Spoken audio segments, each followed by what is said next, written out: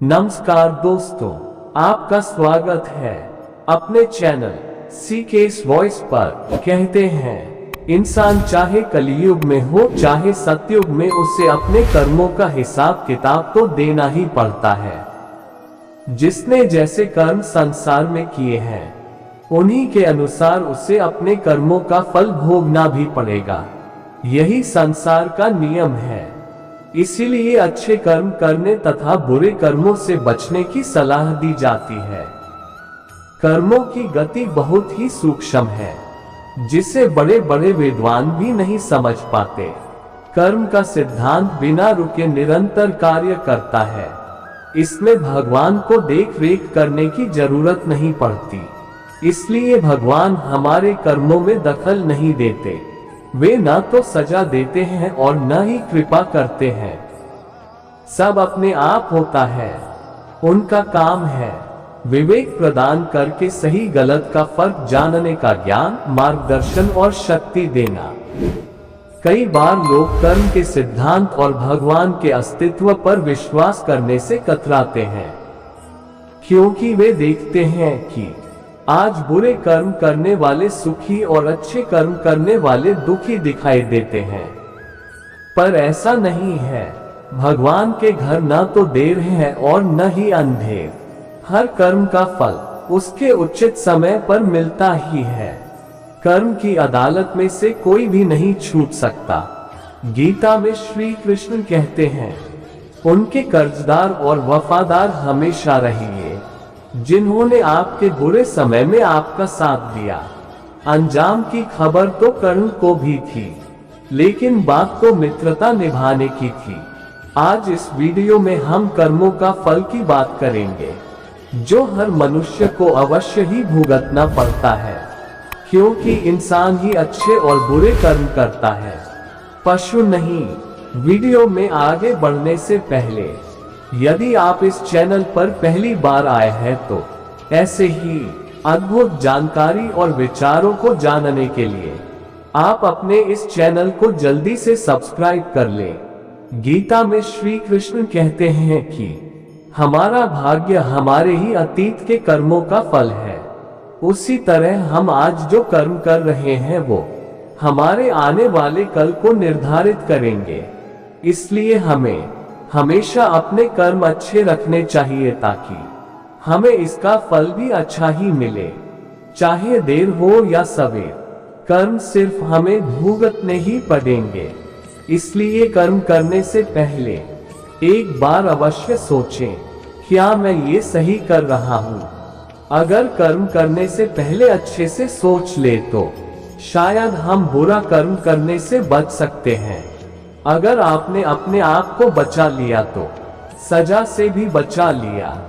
आपने बुरा कर्म कर लिया तो एक न एक दिन भगवान अवश्य सजा देगा। इस जन्म में नहीं, अगले जन्म में ही कर्मों का फल भोगना पड़ता है। कई लोग कर्म पर विश्वास नहीं करते। कर्म का मतलब होता है कि हमारे द्वारा किए गए अच्छे बुरे कार्य, हमने जैसा कर्म किया है हमें वो निश्चित रूप से वापस मिलेगा। ये बात तय है। ये कथन ठीक भी है। जैसा बोओगे वैसा काटोगे। आपने देखा होगा कि आजकल रिश्तों में काफी ज्यादा समस्या आने लगी है, जिस बारे में अब लोग खुलकर बात भी करने लगे हैं। यहाँ रिलेशनशिप का मतलब सिर्फ प्रेमी और प्रेमिका से नहीं, बल्कि बच्चों का उनके पेरेंट्स से, बहू का उसकी सास से, व्यक्ति का दोस्तों से, भाई बहनों से, साथ में काम करने वाले कर्मचारियों से, अपने बॉस से आदि सभी रिश्तों से है। आज हम एक और छोटी सी कहानी से समझेंगे कि कर्मों का फल कब मिलता है। 99% लोगों ने ये कहानी नहीं पढ़ी होगी। इस कहानी से आपको बहुत कुछ सीखने को मिलेगा, क्योंकि कर्मों का फल बहुत बड़ा होता है। दोस्त, इस जीवन में कौन क्या करता है, कैसे करता है, ये सब हम पर ही निर्भर करता है। तो अब शुरू करते हैं। कई लोग कर्म पर विश्वास नहीं करते। कर्म का मतलब होता है कि हमारे द्वारा किए गए अच्छे बुरे कार्य, हमने जैसा कर्म किया है, हमें वो निश्चित रूप से वापस मिलेगा। ये बात तय है। ये कथन ठीक भी है। जैसा बोओगे वैसा काटोगे। आपने देखा होगा कि आजकल रिश्तों में काफी ज्यादा समस्या आने लगी है, जिस बारे में अब लोग खुलकर बात भी करने लगे हैं। यहाँ रिलेशनशिप का मतलब सिर्फ प्रेमी और प्रेमिका से नहीं, बल्कि बच्चों का उनके पेरेंट्स से, बहू का उसकी सास से, व्यक्ति का दोस्तों से, भाई बहनों से, साथ में काम करने वाले कर्मचारियों से, अपने बॉस से, आदि सभी रिश्तों से है। हमारे हाथ में केवल एक ऑप्शन है कि क्या कर्म करना है। एक बार कर्म कर दिया फिर वह समाप्त नहीं होता। और आत्मा का पहला कर्म है संकल्प। एक बार संकल्प किया तो फिर वह मिट नहीं सकता। अच्छे कर्म का भी फल मिलता है और बुरे कर्म का भी फल मिलता है। दोनों के खाते अलग अलग हैं। जब तक बैलेंस शीट बराबर नहीं होती, जन्म और मरण का क्रम चलता रहेगा। कर्म सदा पुण्य और पाप के रूप में जमा होता रहता है। जैसे बीज एक खेत में डाल दिया तो फिर उसका फल मिलेगा ही। बीज बोना या न बोना, केवल यही हमारे हाथ में है। कर्म केवल स्थूल विचार नहीं है, बल्कि हर पल हम जो सोचते हैं, हमारे विचार व भावनाएं भी कर्म ही होती हैं। उनके भी फल होते हैं। साथ साथ जिस भावना के साथ कोई कर्म किया जाता है, वह भी उसका फल निर्धारण करने में निर्णायक होती है। कुछ कर्म जल्दी फल देते हैं और कुछ बहुत देर बाद। हो सकता है कि अगले जन्म या फिर उसके अगले जन्म।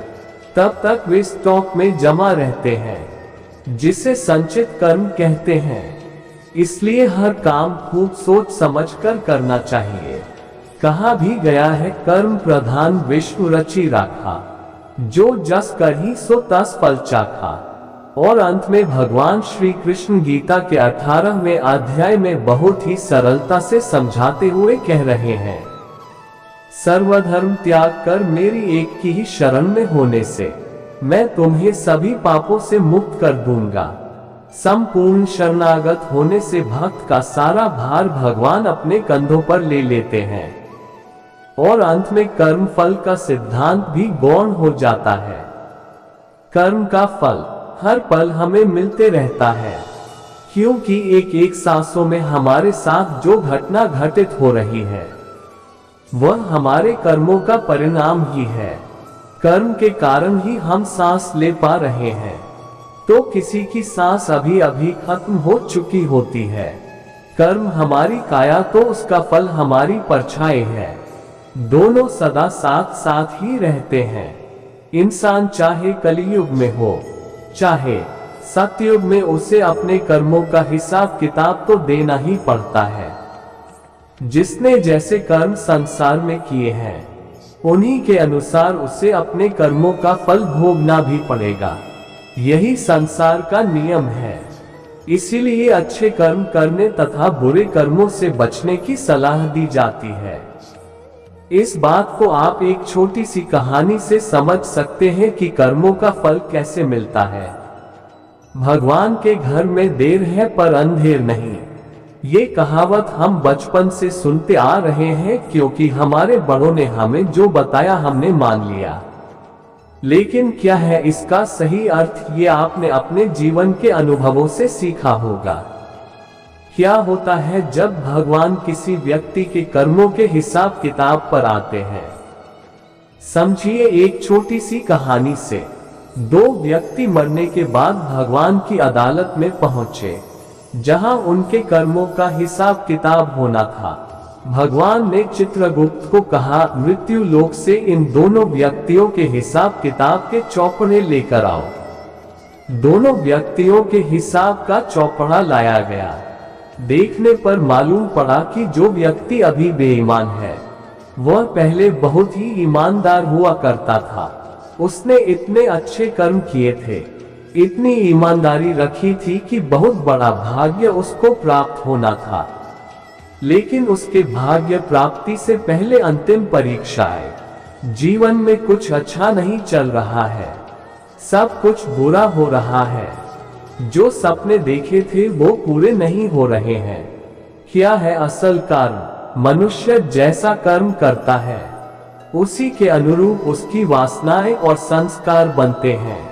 उस परीक्षा के आने पर उसने अपना धीरज खो दिया और वहां से उसने अपने जीवन का रास्ता बदल दिया और बेईमानी वाला जीवन अपना लिया। अब जो भाग्य उसे मिलने वाला था वो कम होते होते इतना कम रह गया कि एक बटुआ ही मिला, जिसमें केवल 1000 रुपये थे। देखा जाए तो वैसे उसके नसीब में क्या था?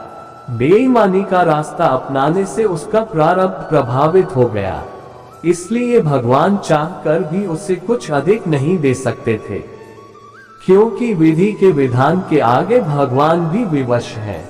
अब बारी आई दूसरे व्यक्ति की, जो बेहद ईमानदार था। जब उसका हिसाब निकाला तो देखा गया कि वह पहले बहुत ही बेईमान था। उसकी बेईमानी के कारण उससे बहुत कड़ी सजा होने वाली थी, लेकिन सजा प्राप्त करने के पहले उसको जीवन में सुधरने का अंतिम मौका मिला। उसने वह मौका ले लिया और ईमानदारी वाली जीवन शैली को अपनाते हुए खुद को सुधार लिया।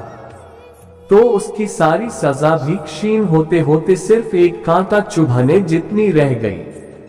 उसे जो कांटा चुभा वह उसकी ईमानदारी का फल नहीं था, बल्कि उसके पूर्व बेईमानी वाले जीवन की इतनी ही सजा बची रह गई थी। भगवान हर बुरे व्यक्ति को भी सुधरने का मौका देता है और हर अच्छे व्यक्ति की अच्छाई की परीक्षा भी लेता है। संसार में आज कई लोग कहते हैं कि बेईमानी से जीवन जियो तो मौज करोगे, लेकिन यह मौज थोड़े समय का है, क्योंकि जैसे ही पुण्य का फल क्षीण होगा उसके बाद जो भोगना होगा वो बेहद मुश्किल होगा। एक समय की बात है, एक महात्मा अपने शिष्य के साथ घूमने के लिए निकले। महात्मा को इधर उधर की बातें करना बिल्कुल भी पसंद नहीं था। कम बोलना और शांत रहकर अपने काम से काम रखना महात्मा को पसंद था, लेकिन उनका शिष्य बड़ा बातूनी था। वह सारा दिन इधर उधर की बातें ही किया करता था और दूसरों की बातों में उसे बहुत आनंद आता था। चलते चलते जब महात्मा और उनका शिष्य एक तालाब के पास से गुजर रहे थे तो उन्होंने वहां एक मछुआरे को पानी में जाल डाले मछली पकड़ते हुए देखा। शिष्य को ये बात बहुत बुरी लगी और वह मछुआरे को अहिंसा परमो धर्म का उपदेश देने लगा, लेकिन मछुआरा उसकी कोई बात समझने को तैयार नहीं हुआ। पहले मछुआरा शिष्य की बात को टालता रहा, लेकिन जब शिष्य उसकी बात नहीं माना तो दोनों के बीच में लड़ाई झगड़ा शुरू हो गया। जब दोनों आपस में बहस कर रहे थे तो महात्मा आगे निकल गए था, लेकिन जब महात्मा ने दोनों को आपस में झगड़ते हुए देखा तो वह वापस लौटे और शिष्य को अपने साथ चलने के लिए कहा और शिष्य का हाथ पकड़कर महात्मा उसको अपने साथ ले गए। महात्मा ने शिष्य को कहा, बेटा हमारा काम तो सिर्फ समझाना है, लेकिन भगवान ने हमें सजा देने के लिए धरती पर नहीं भेजा है। शिष्य ने कहा, गुरुजी हमारे राजा को इस तरह के लोगों के बारे में पता है जो इस तरह के बुरे कार्य करते हैं और ना ही वह इनको दंड देते हैं। आखिर इस तरह के लोगों को सजा कौन देगा? शिष्य की बात सुनकर महात्मा ने कहा कि बेटा तुम परेशान मत हो, इनको सजा देने वाली भी एक अलौकिक शक्ति इस दुनिया में है जो सब कुछ जानती है। भगवान की नजर सबके ऊपर है और वह सबके कर्मों का हिसाब रखते हैं। इसलिए तुम अभी चलो, तुम्हारा उससे झगड़ा करने का कोई फायदा नहीं है। शिष्य गुरु जी की बात सुनकर संतुष्ट हो गया और उनके साथ चल दिया। इस बात को बीते हुए 2 वर्ष का समय निकल चुका था। एक दिन महात्मा और उनका शिष्य फिर उसी नदी के पास से गुजर रहे थे। शिष्य भी 2 साल पहले वाली मछुआरे वाली घटना भूल चुका था। वहां उन्होंने एक घायल सांप को देखा जो बहुत परेशानी में था। उस सांप को हजारों चींटियां नोच नोच कर खा रही थी। शिष्य ने ये दृश्य देखा तो उसका दिल करुणा से भर गया। उससे ये सब देखा नहीं गया। वह सांप को बचाने के लिए जाने ही लगा था कि महात्मा ने उसका हाथ पकड़ लिया और उसको जाने से मना कर दिया। शिष्य ने गुरु से पूछा, आप मुझे सांप को बचाने के लिए क्यों नहीं जाने दे रहे? महात्मा ने कहा, इस सांप को अपने कर्मों का फल भोगने दो। अगर तुमने इसको बचाने की कोशिश की तो इस बेचारे को अगले जन्म में फिर ये दुख भोगने पड़ेंगे, क्योंकि कर्म का फल सभी को भोगना पड़ता है। शिष्य ने महात्मा से पूछा कि गुरु जी, इसमें ऐसा कौन सा कर्म किया है जो यह इतना भयंकर कष्ट भोग रहा है? महात्मा ने कहा कि यह वही मछुआरा है जिसको तुमने 2 साल पहले मछलियों का ना मारने का उपदेश दिया था और वह तुम्हारे साथ लड़ने के लिए तैयार हो गया था। वह मछलियां ही ये चींटियां हैं जो इसको नोच नोच कर खा रही है। शिष्य महात्मा की बात सुनकर हैरान हो गया और उसने महात्मा से पूछा कि गुरुजी, ये तो बड़ा ही अजीब सा न्याय है। महात्मा ने कहा, बेटा, इस दुनिया में है स्वर्ग और नरक के सारे दृश्य मौजूद हैं। तुम्हें इस धरती पर हर जगह ईश्वर के न्याय के नमूने देखने को मिल सकते हैं। इसलिए अपने कर्म को हमेशा याद रखना चाहिए, क्योंकि सच यही है, जो हम करेंगे वह एक दिन हमें भोगना ही पड़ेगा। महात्मा ने कहा कि हमारे जीवन का हर पल बहुत ही कीमती है, इसलिए इस जीवन को बुरे कर्म करके बर्बाद नहीं करना चाहिए। शिष्य को गुरु जी की बात समझ में आ गई। दोस्तों, यदि हम अपने जीवन में बहुत ज्यादा अच्छे कर्म करते हैं तो उसी के फलस्वरूप भगवान हमारे साथ न्याय करेंगे।